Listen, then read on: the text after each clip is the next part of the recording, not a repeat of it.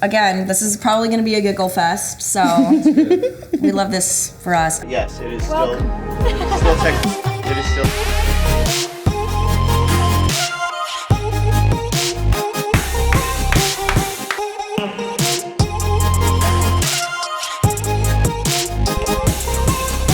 Hi, my name is Tory Grace, and you're watching the Trendsetters Showroom.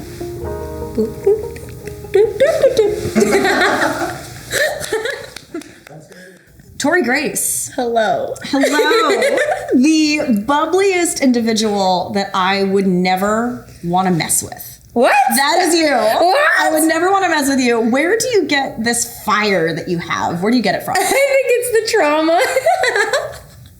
No, I'm just kidding. You don't have to be kidding. No. You don't have to be kidding. No, it is. It really is. I think I just, this is kind of like a weird way to start off an interview, but I think I've just been through a lot in my life that I just like don't take shit from anybody anymore and have fun while I'm doing it. I don't know.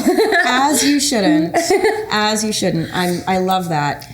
You are such a great songwriter in so many different ways, but in one of the ways I find particularly compelling is that you're just very clever. For instance, Half-Hearted, which you put out not too long ago, it sort of has a double meaning, right? It's you're only giving somebody part of what you would like to give them, but then at the same time you have been left feeling like you only have half a heart from a previous situation. Yeah. So it's like a double entendre there. Yeah. Is that sort of a key component to your writing? Is that like a foundational part of it?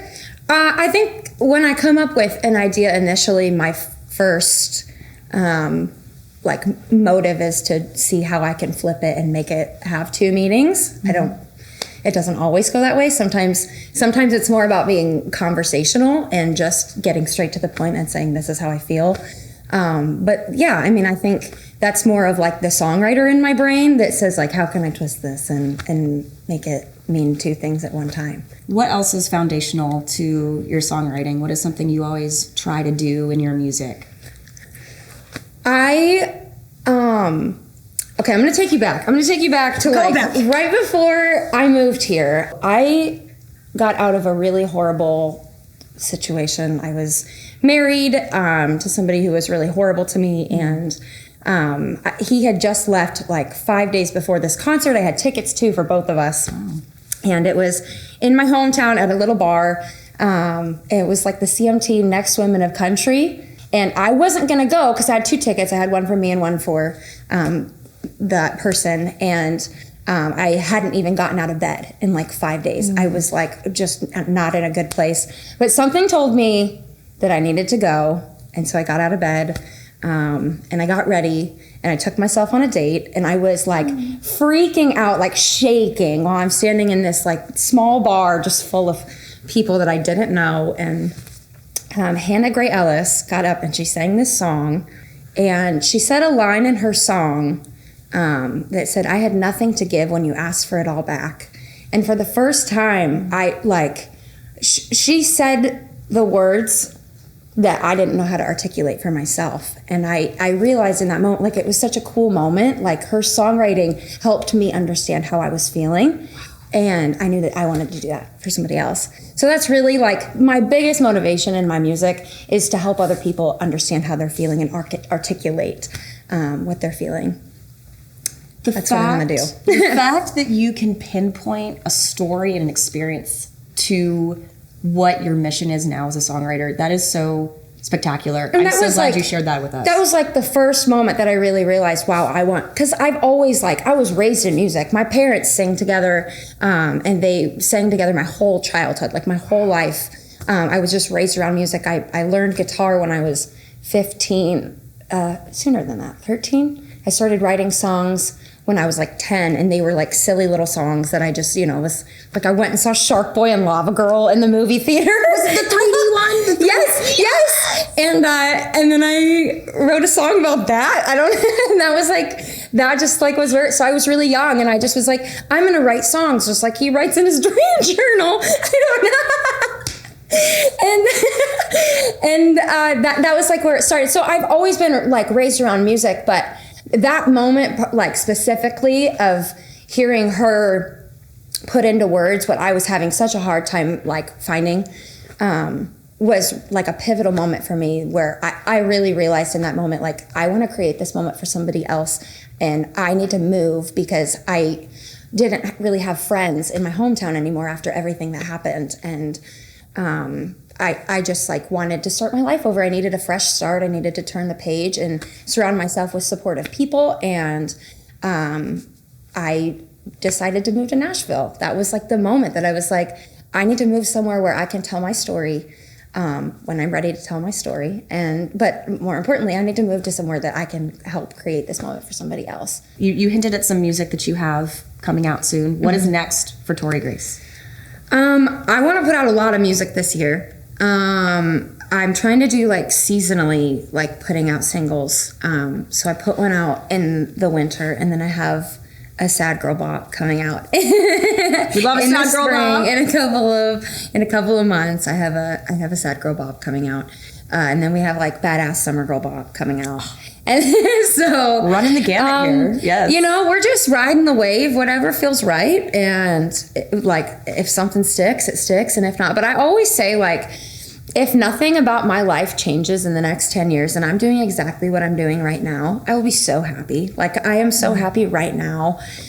I get to like do what I love and call it my job. And like, that's all I've ever wanted to do, is just call music my job.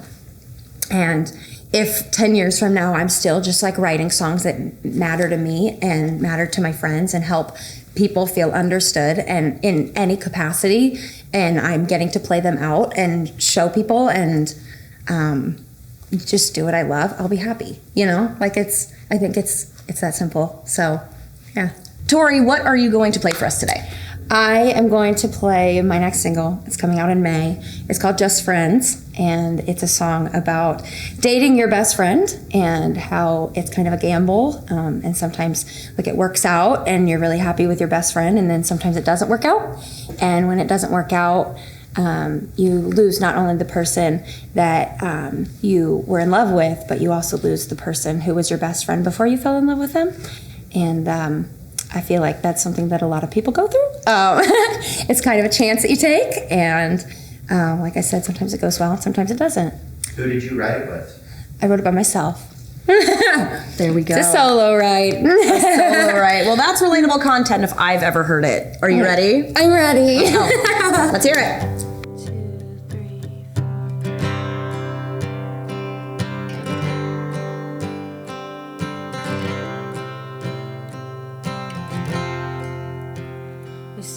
Platonic, but you fell hard first for me, and I didn't want it, 'cause I swore that I'd wind up being broken hearted, so I kept mine guarded.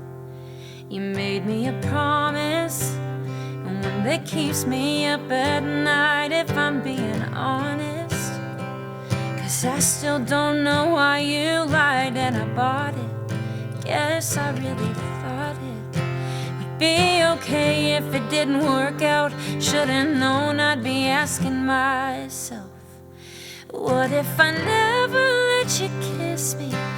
Kept it all a mystery of what it could turn into.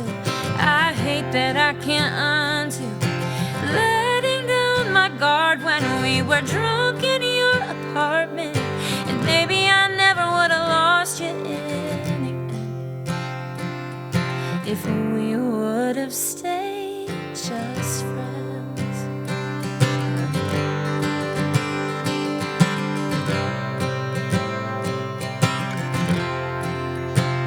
You said my worst habit is being sensitive at best and melodramatic, but I knew your mind would change and it would be drastic. So what would have happened if I never let you kiss me? Kept it all a mystery of what it could turn into. I hate that I can't undo letting down my guard when we were drunk in your apartment, and maybe I never would have lost you in the end if we would have stayed just friends.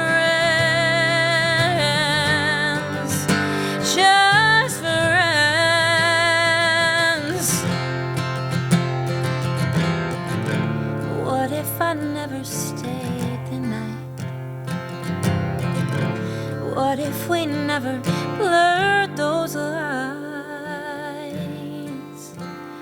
And I never let you kiss me, kept it all a mystery, and what it could turn into, I hate that I can't undo.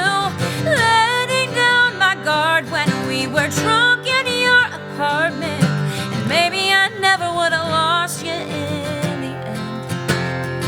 Maybe we'd be laughing now like we were back then, if we would have stayed just friends.